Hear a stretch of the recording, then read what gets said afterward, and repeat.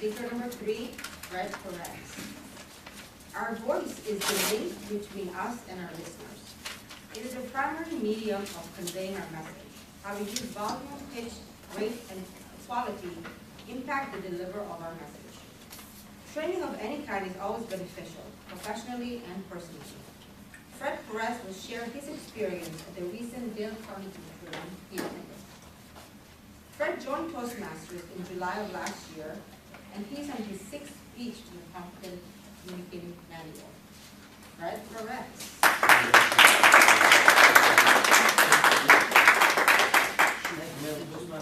Fellow Toastmasters, welcome guests. A few weeks back, I attended the 2-day Dale Carnegie training, courtesy of one of our own, Marcy Walsh. Paul Bernard was there with me representing. Marcy had sent out an email a few weeks back, inviting all of us to go ahead and attend. So I jumped at the opportunity. I had read one of the books, but I had never gone to any of the trainings. So I figured, why not? And it was free. So that was a good thing. The training, when we went to it, I was excited, I was looking forward to it, but something in one of the emails that the training coordinator sent had me a little bit concerned. He sent out a regular email telling us the location, the time, the date, how to dress. And then there was one sentence at the end of that email. It said, you don't have to bring anything other than a smile and an open mind. That open mind thing got me freaked out. So I'm like, what is it that we're going to do? I'm open-minded about a lot of stuff. I'm very liberal about a lot of stuff. Conservative in some things, but open-minded and liberal about a lot of stuff. But that one little sentence had me freaked out. What are we going to have to do? I don't know. I almost canceled. You might be saying, why would you cancel? Something to tell you about myself. I don't like attracting attention. I don't like being in the limelight. I don't like that. Since the beginning of my first speech up to now, I've always freaked out inside. It might not be obvious on the outside, but I'm freaking out inside. I'm not sure if anybody can relate, but I do. I continuously freak out. I've learned little by little how to control it, how to dominate it. Like I kind of mentioned, you have to. It's not an overnight thing, but little by little you progress it. So the day comes, I show up. I was going to go ahead and cancel at the last minute, but then I didn't have any emergencies. I didn't have anything to do. And I figured it's inappropriate for me to cancel. I didn't want to let Marcy down. She was gracious enough to go and invite us. Why not? So I show up. Marcy's there with 3 other trainers, the coordinator, and 2 evaluators. It's a small room, 4 tables. About 15 to 17 people show up. The demographics are between 15 years of age all the way up to retirement age. So it's a good representation. So we introduce each other, we get to know each other. First day is great. The information was great, some refreshing information for me, or refresher information for me. Some other information was new to me. Second day is when I had to apply the open-mindedness.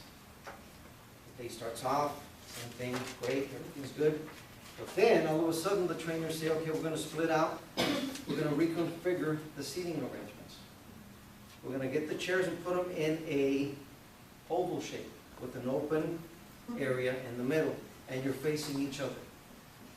So I'm like, oh my goodness, here we go. Oh, how do I get out of this? So now we have to do skits.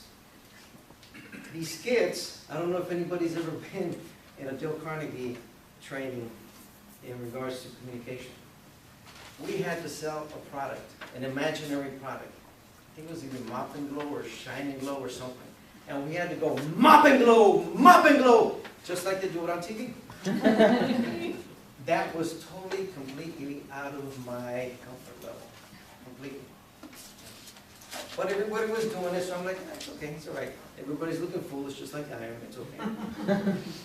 But now the trainer says, everybody on this side, come come on up. And I'm like, what is happening?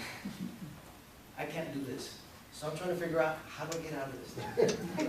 How do I seriously get out of this whole mess that I got myself into? So now each of the groups are coming up, and each person has to do the same thing. Present and sell the imaginary product. But we completed that.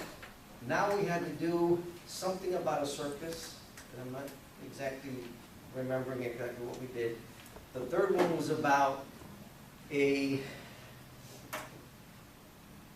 giant in the Jack and the Beanstalk, and how he would do and mention if we found the Jack and fee, fi, fo, fum, and all this other stuff. So I'm like, really? Really? Then the other one was how to go ahead and mention or describe a gold miner that just found a gold nugget. And it's gold, it's gold, it's gold, all this stuff. And I'm like freaking out because everybody has to do it. But then when we go through the whole thing, everybody's looking foolish. And it was okay. So the experience when I was going through it was devastating to me because it took me way, way out of my comfort zone. Completely out of my comfort zone.